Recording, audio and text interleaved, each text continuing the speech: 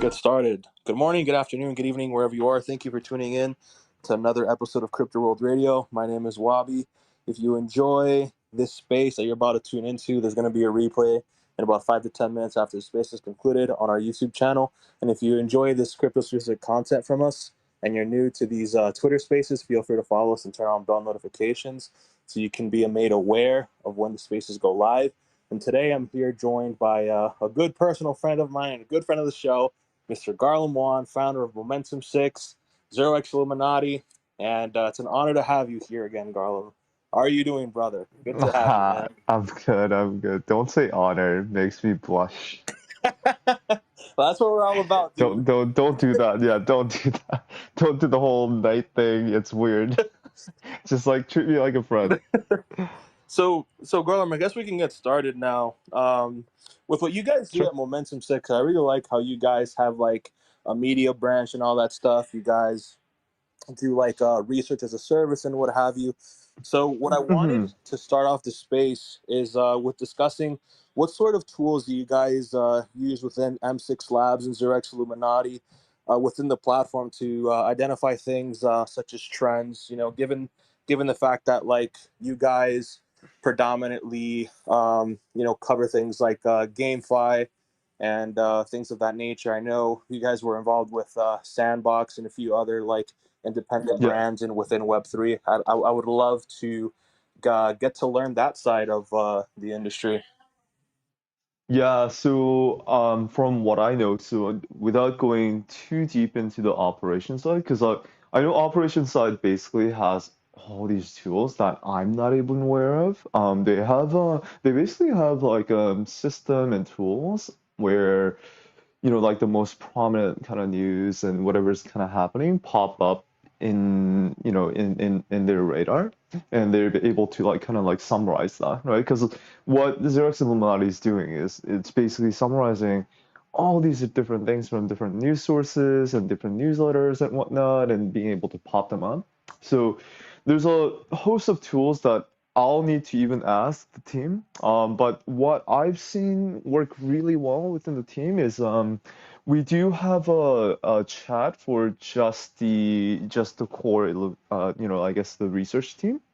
And whenever we find something or whenever we kind of run into something, we usually post it on there to keep each other kind of posted. And then it's actually a lot of manual work to find a lot of these I guess like a lot of these news that are going on.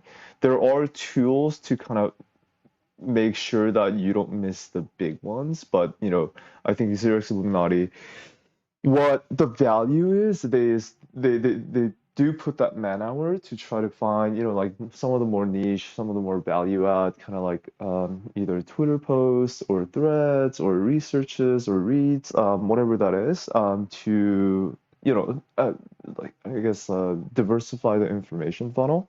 So yeah, that's a little bit about the sources and tools. Perfect, man. Perfect. I love it. So another thing that I wanted to touch up on, now that the year has gone underway and we've seen a lot of trends. We saw meme coin season on Solana. We saw the AI narrative, and now we're sort of seeing Arbitrum and their ecosystem really come to life, and a lot of exciting developments on that end. So I wanted to know, going into 2024, 2025, for yourself, what are some things that you think could develop for the next cycle? And being that you guys are experienced in like the GameFi and metaverse sort of thing, we're seeing a lot of developments with Illuvium and their 3D NFTs, and we're also seeing Floki with their NFT lockers and upgradable NFTs and things like that. So I would love to know what are some things that you guys are seeing currently develop within the broader Web3 ecosystem.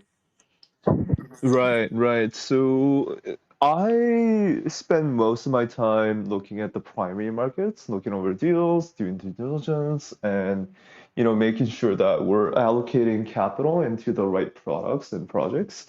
So from my perspective, so like there's couple of things there. There's NFT that you mentioned, some of the I guess some of the like the trends and some of the things that are going on.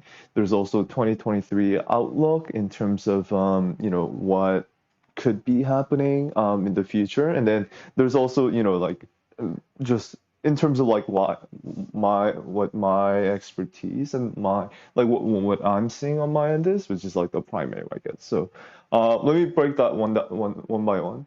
So in terms of NFTs, I think we're less of hey, like let's follow these narratives, or let's follow these like let's buy up these NFTs and then let's figure out what works, what doesn't. It's more of like okay, like like predominantly token players. We made our kind of fame through like DeFi.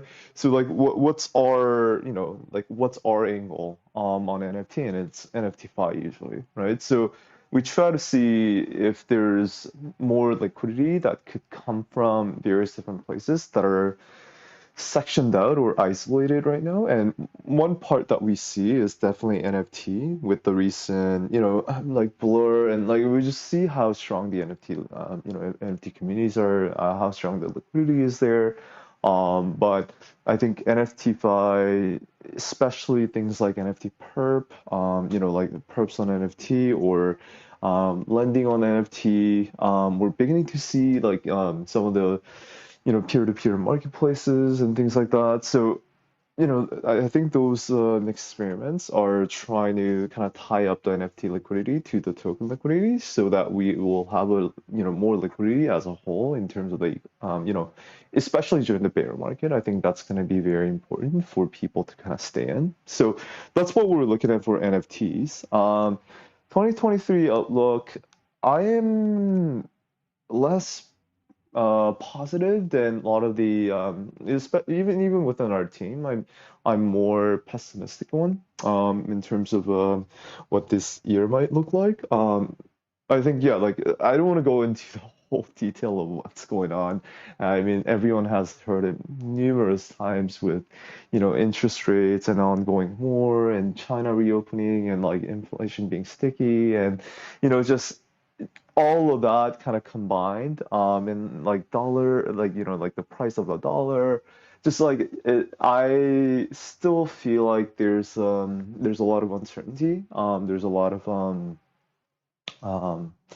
like the market moves in a weird way at the moment where I feel like they're expecting something, but because they're expecting something, they're ignoring the bigger kind of monster that lurks behind them, which is the potential for recession. So I feel like yeah, like in this moment, I don't want to be as bullish at the moment. So definitely more cautious going into 2023. And seeing just like monitoring. Obviously, I think we need to make sure that we'll be able to flip our thesis and ignore sorry I guess like change our bias or yeah destroy our bias once new information and new variables kind of come out. But yeah, like that's kind of like how I'm looking at 2023. And for the primary markets, I think the biggest things that we're seeing is that there are a lot of like not these individual token projects, but a lot of infrastructure projects that we're seeing all across the board. Whether that's connecting Web2 to Web3 payments, whether that's gaming infrastructure, and not just like I don't know. I'm not just talking about it like Immutable X or Stardust. I'm talking about actual like player management, live ops, publisher model, like all of these like Web2 very mature gaming infrastructure that are coming into Web3. Modularization of like liquidity, meaning that you have different custodians. You have different collateral like margins for these custodians, which diversifies a lot of the risk so that we don't have like things like FTX where they're just controlling everything and then they blow up and it takes the whole industry down with them. And then like modularization of like liquidity means that you have all these like siloed but interconnected sorry, I guess interoperable, kind of like custodians that rely on these services. Where, it could be a prime broker like Falcon X. It could be request for quote systems like I think Fireblocks or Paradigm does it for options as well. And like OEMS like over OEMS like basically the trading systems where they tie in all these liquidity within the space within like these individual siloed custodies to participate in this market called crypto, right? Which diversifies the risk, a lot and makes institutions a little more comfortable to come in instead of like because like right now I think our industry is set up that like they have to trust Binance, they have to trust FTX before. So I think kind of lessening that trust and having it more diversified ecosystem will make it easier for institutions to come in, and institutions mean liquidity. So, liquidity means obviously, better days for crypto, right? So, yeah, like all in all, I think that's kind of what we're seeing. So, I guess like TLDR is very bullish on the primary ecosystem. I don't know too much about secondary. Perfect, man. I definitely agree with you with all the exciting developments going on in the NFT finance landscape. We have like NFT AMMs like SudoSwap and also Hades Swap. And more interesting than anything, I found that there's this market making platform for NFTs called Spicy Yes, and even some Yes, like yeah. yeah, yeah, and even some pretty cool features. Like I know there's this one NFT peer-to-peer swap. It's called the NFT Trader and Swap Street, and there's even like options platforms that are out like Liquify Labs and Hook, and also we also have Fluid NFT and Honey, things like that. So, I guess like the next question that I have for you is like, as far as Web 2 infrastructure, how do you think that looks like in the next few years? I know Mohammed from Aptos said that in the next couple of years, or the next quote unquote cycle, you're going to have people from within Web 2 interacting with Web 3 technologies, and not even know that they are from a front end perspective.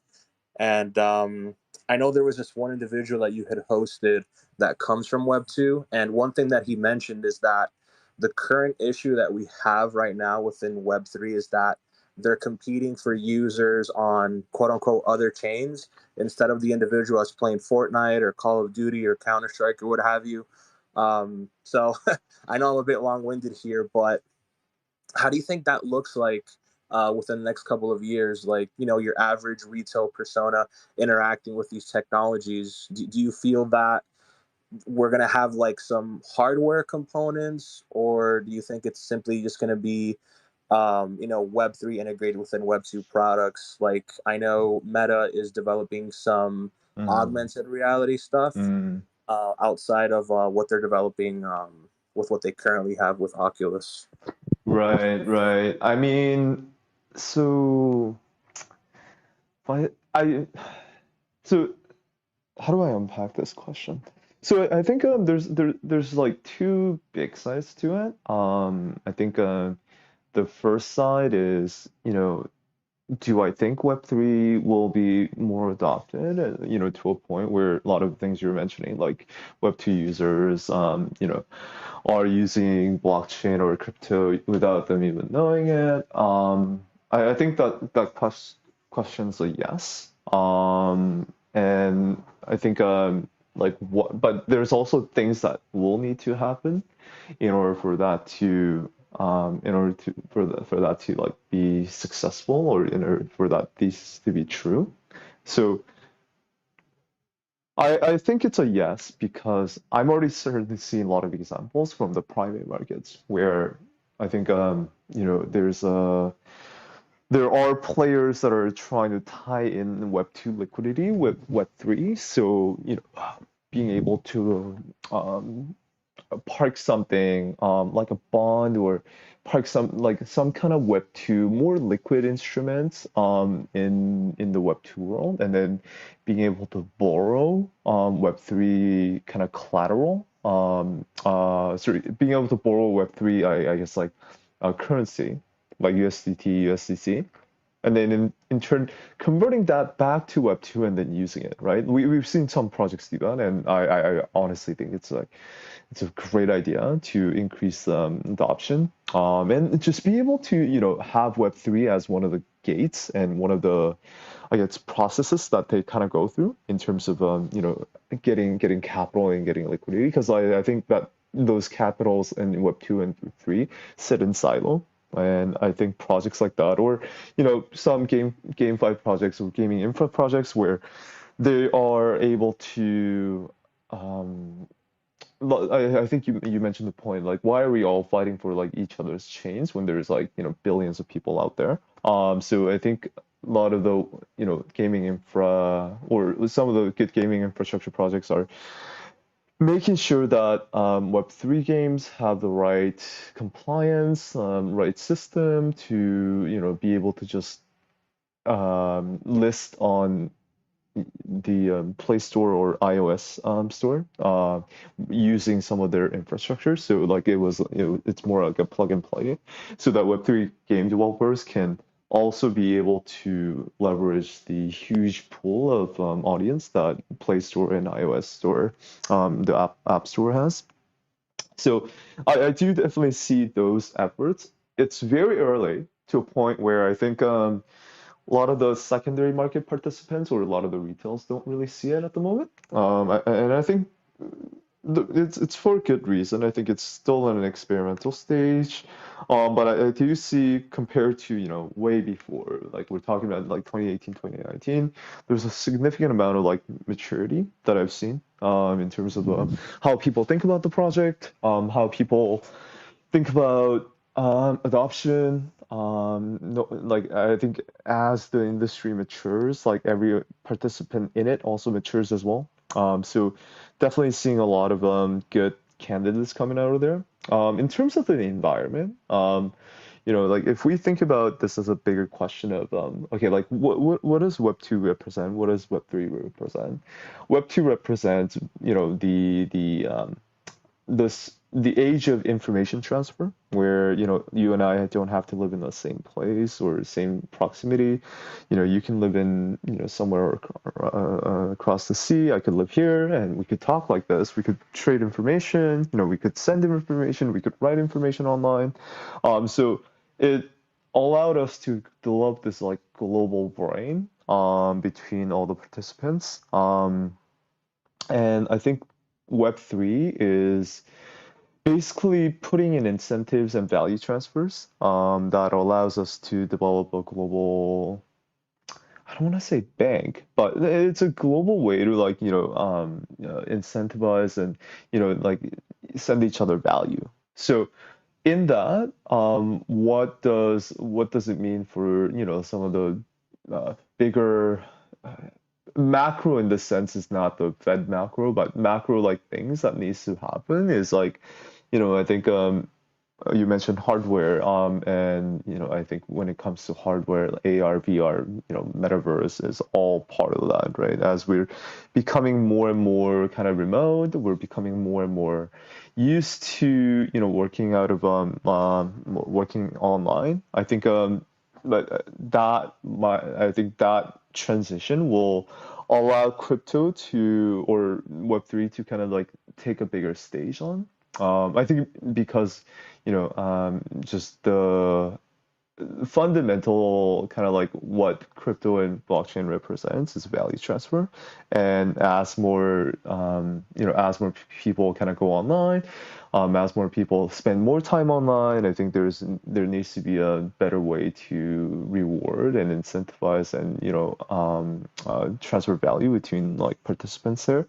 So I do think blockchain and crypto is a big feature there. Also, I think another thing is, we talk about AI, we talk about, like we just talk about general kind of more software related inventions kind of coming online. I know metaverse is more heavily dependent on the hardware side, but I think as more software kind of like comes out, I think that naturally puts us in more online mode rather than offline mode. So that those are some of the things that makes me bullish about crypto and blockchain in the coming future, and the adoption that comes along with it.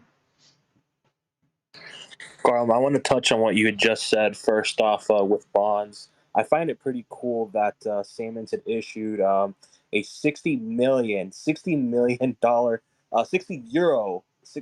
million euros in digital bonds on Polygon using the Electronic Securities Act. And then we also have, as well as with NFTs, we had Square Enix announce that they're going to be rolling out some NFTs in the future. Specifically, I think it's Final Fantasy. So mm, we were talking about adoption and things like that, and how to onboard more people from Web 2 into Web 3 without knowing it. And I think something along the lines of like pre-ordering games. Perhaps you can have an NFT that gives you exclusive perks, right? And perhaps those mm, perks can be some monetization aspects. Like one thing that's pretty big within games, like say Elden Ring, right, and mm, Call of Duty are gaming mods. And with gaming mods, it adds a whole new element to the game.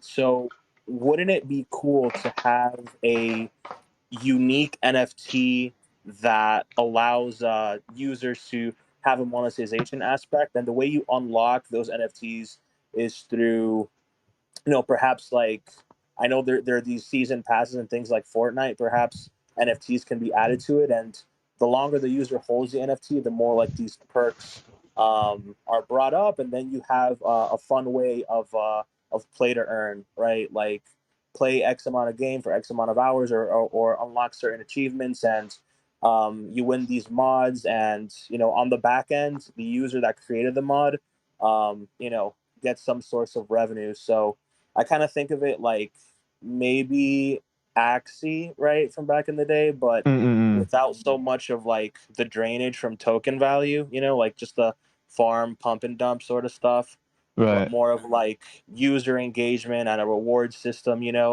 and another aspect that can be added to this is, say, like as you hold the NFT, you get a quote unquote sneak peek for the next collection, and perhaps some NFT pre-orders, right? Like say a creator within Square Enix, right, making like a set collection for a game that unlocks certain perks. Mm, Perhaps like say like when 10% of the collection is done, you're able to pre-order like one or two PFPs from that set, right? And I think that can perhaps fix the like some of the gas war issues, but mm. I think that's a few years off, and I'd like to know if some of these features have been explored yet. Given the fact that like you're having gaming titans like Phoenix enter the realm of Web 3. Yeah, I think NFT wise, I believe that there's a couple things to be really excited about. I think we didn't look into NFT as much last year. I think sorry, like I guess like 2 years ago. We started really looking into it last year because we realized how strong the community is, and how strong they were in terms of like holding the portfolio price and whatnot. So that's when we started really looking into it and realized there's this whole, community that, like we were just missing out on. And I think for NFTs, it's so I think like the fact that Square Enix and some of these guys are entering into kind of like NFTs, and a lot of these like big gaming guys are entering into NFT. It does signal a very bullish sign. I don't necessarily know. how much they know about NFTs, or what their plan is. Is it just like another PFP thing, or are they thinking about obviously access is a huge thing in NFT, but I, I do think NFTs are a little more than just. I mean, like we don't want to have another Porsche kind of incident where it's just like a Web2 company that's big, tries to come in, puts a minimal effort, and like puts out an NFT without focusing on like building community and building kind of like that tight knit circle. And I think NFT is interesting for a couple of reasons. There's all these things that weren't possible in the physical world that you can do now. Obviously, I'm not talking about the composability, the portability, the immutability, all of that everyone knows. So like I'm not gonna bore you with like beating the dead horse.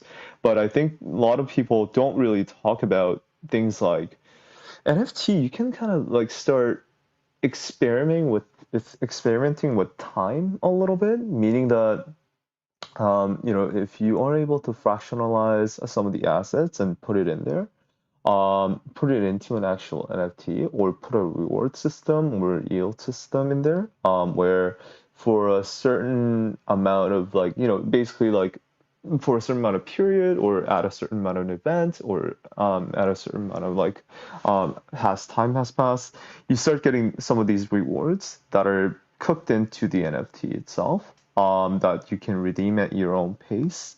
That gives you a lot of like start giving you a lot of options on what you could experiment with, in terms of like whether that's an yield, whether that's a share, whether that's certain kind of I guess like access or item that you should have it at certain point. There's a lot of things that I think could be done with the whole programmability of an NFT. I also think it's interesting that like something like history or provenance, where you have these ownerships of ownership chains of who owned what at what point, what period, and it's very very easy to kind of define some of these I guess like some of the historical aspect of a collection or of an item.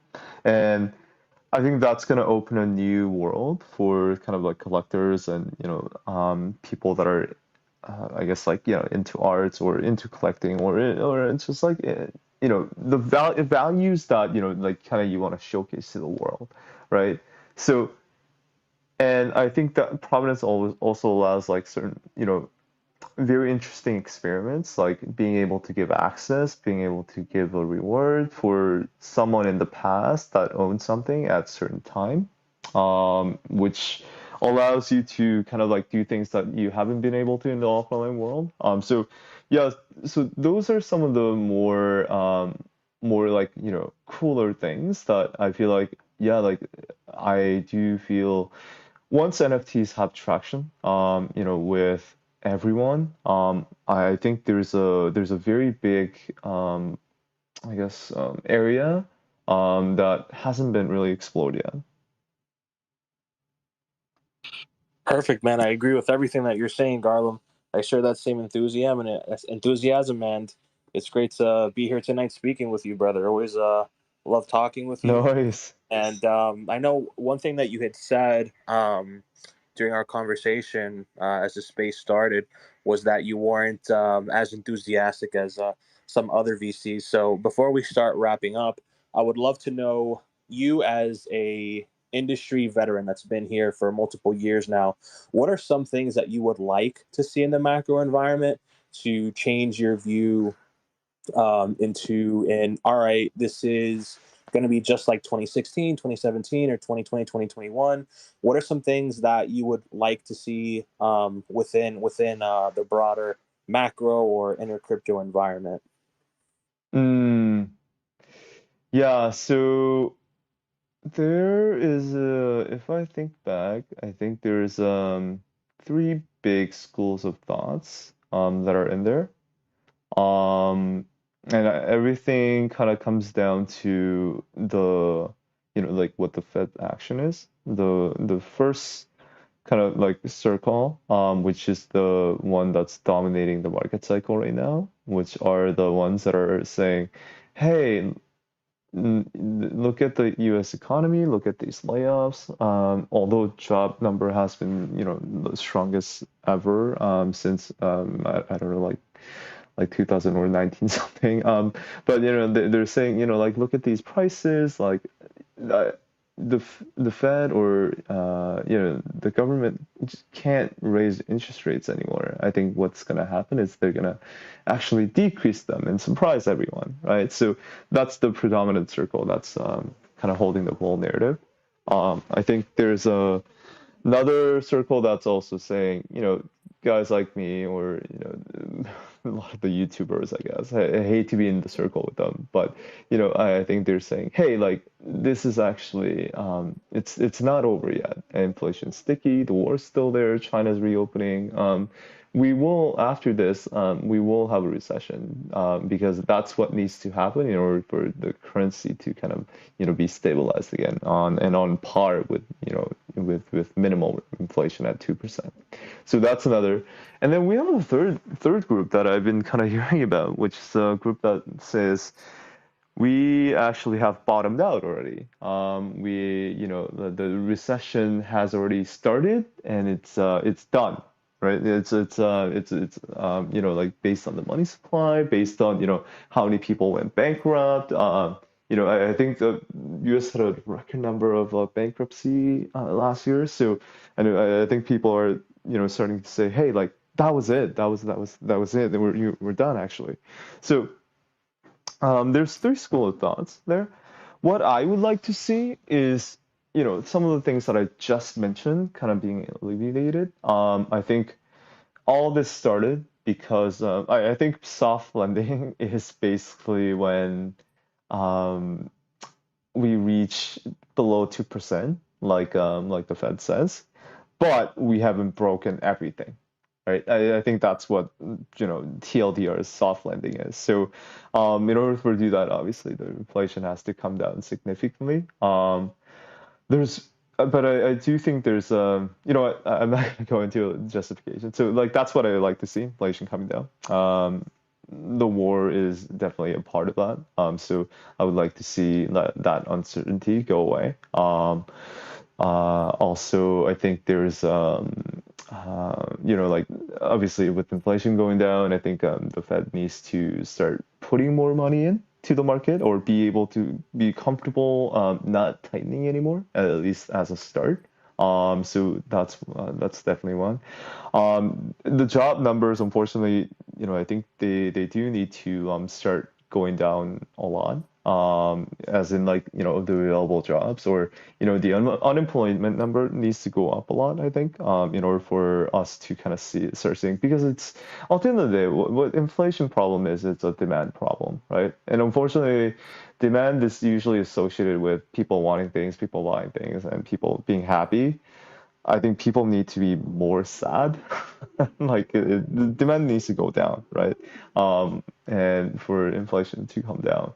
So, I would like to see like kind of demand curve dropping in, like a lot of the I guess like necessities as well as like the luxury items. So that's one. Dollar, I think needs to go down a lot. If dollar keeps staying up, that means people are believing that like U.S. will raise their interest rate again, so they want to park more dollar there. Also, I think dollar being this high, like it just really breaks the whole like export and import ecosystem. It breaks the whole like lending and borrow ecosystem. Like people are not as able to borrow because like they can't print U.S. dollars like U.S. does, right? So people are a lot more careful in terms of how they spend. So I think there's a couple of things. I could go on and about like M1, M2 money supply. The price of a gold.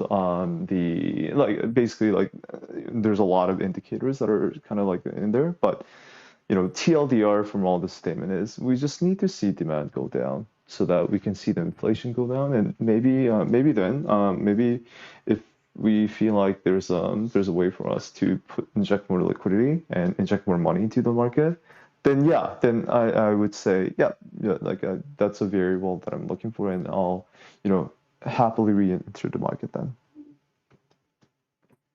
Perfect, perfect. I see we have Nicholas here. I think he has a question for you, brother. If anyone wants to come up and ask any statements for our guest today, Garland Juan, feel free to do so. Just go ahead and click request to speak in the bottom left, and I'll bring you right on up. Nicholas, what's going on, my man? How are you doing today? Hi everyone, I'm Hey, Nicholas. Garland. Uh, I don't know if you saw like the last Powell speech, but he was pretty dovish.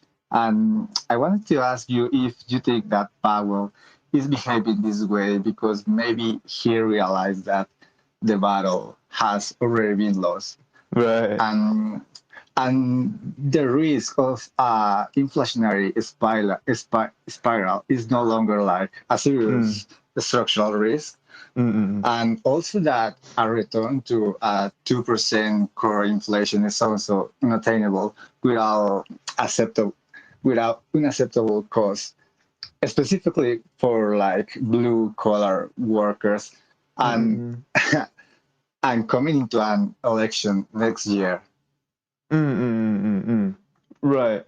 So I guess like your question is like, yeah, based on all of the factors and all of the things that were said, isn't it looking more bullish with all of these like things like, being dovish and being the election coming up and all of that, right? Is that the question? Yes, yeah. Okay. Yeah. I mean, I do research on macro. I don't really, obviously no one really knows how the market will move. It's like I see market as when we all participate into market, I see it as like a playing almost like blackjack or poker. When the pot's hot, I mean you try to risk more, and when pot's cold, like you try to risk less. I think it's all probability game. For me, yes. So there's a couple of things to unpack there. Obviously, I think the biggest thing is like the Fed being dovish, and dovish meaning they are more they're more open to stopping the tightening and lowering the interest rate, and maybe like injecting capital into the market or like printing money, right? So I also don't really know if the guys up there that are running things really know what's going on. Obviously, this market has a lot of complexity and a lot of different variables, like the war. Like no one has really seen this amount of money enter the market. No one has really seen what the effects are afterwards. Like if you see like like United States debt, like it just printed like $10 trillion or $8 trillion or something, right, within the last 2 3 years. So they don't really know how to work with that. So putting I guess like putting my faith in one person's word, where they are also the ones that said inflation's transitory in back in 2020 before everything went to shit.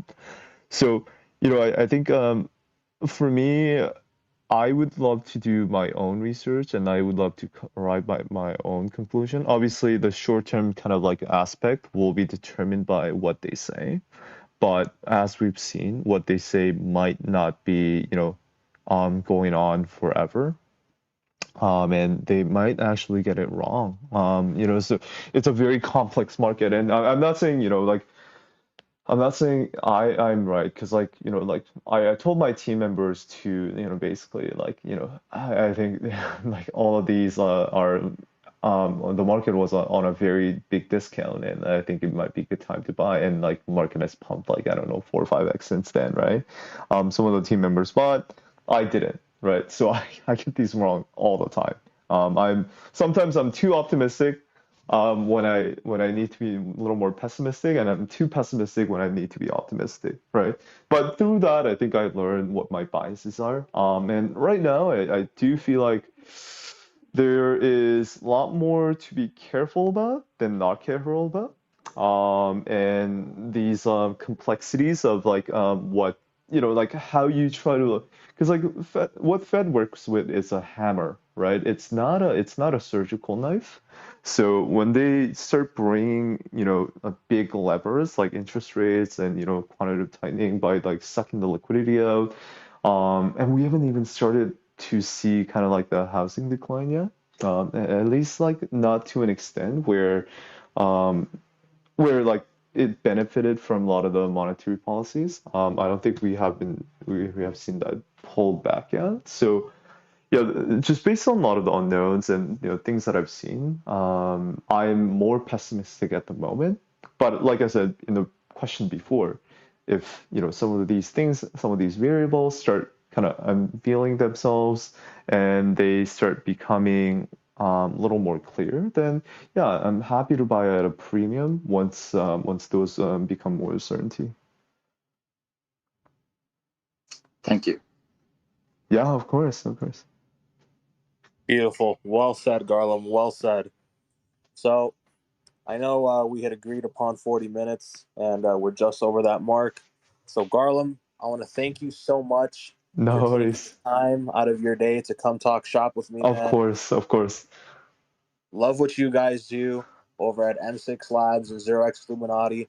I look forward to hosting you and a few of your guys over the coming months. Hopefully, like say April or May, we can have a roundtable sort of space. That Love sounds what you good. guys put out there, man. You and Kadeem and all the other team members, you guys are rock stars. You guys bring such a good value to the space, man. Thank And you, thank you. hey, you guys deserve it, man. You guys deserve it, truly, truly. And yeah, if anyone here in the audience just tuned into our spaces, my name is Wabi. I host these almost every day now. And in about 5 to 10 minutes after the space is concluded, you can check out a replay on our YouTube channel. And just as a reminder for everybody, tomorrow's segment of Crypto World Radio is going to be at 10 a.m. Eastern Time. So in about 11 hours, a little over 11 hours, we're going to have our segment with our special guest, Benjamin Cowan from Into the Cryptoverse. So look forward to that. And you can check out Garland at Zero X Illuminati and M6 Labs here on Twitter. Link is in your bio, Garland, if I'm Link is correct. in my bio, yes. Yeah. So feel free Yeah. to check them out, guys. Always some good alpha content from him and his hardworking team. Truly a great example in the space. And I look forward You're to too kind.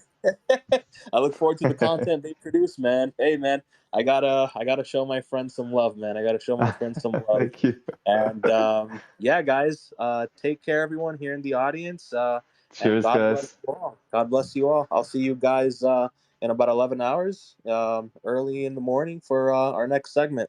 Take care, everyone. Thank you again, Garland. I'll talk to you soon. And No worries. take care, everybody. Bye bye.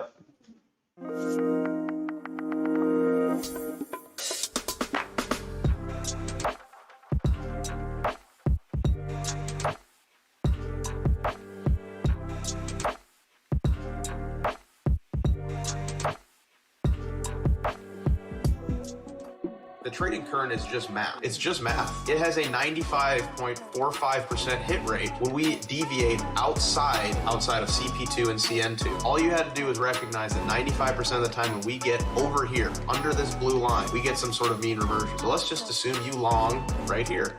95 out of 100 times, when I buy this, I'm going to get some sort of bounce. It's just math. Look what would have happened as we move up.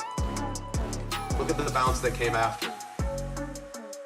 And now look where we are. If you had just blindly followed the current, you take all emotions out of it, and you say, I'm going to trust the statisticians, you would have bought Dow Jones somewhere down here under 30,000, depending on how you want to measure it from absolute top to bottom, 20% move. We also have multi-time frame alerts. You don't even have to be at your computer on TradingView. You can ping your phone. Now, the current has some really awesome features, and I would urge you guys to join our Discord to get access to it. We give it away for free as a tool to the community. It's just math. There's really no need to overcomplicate things, not even in the slightest.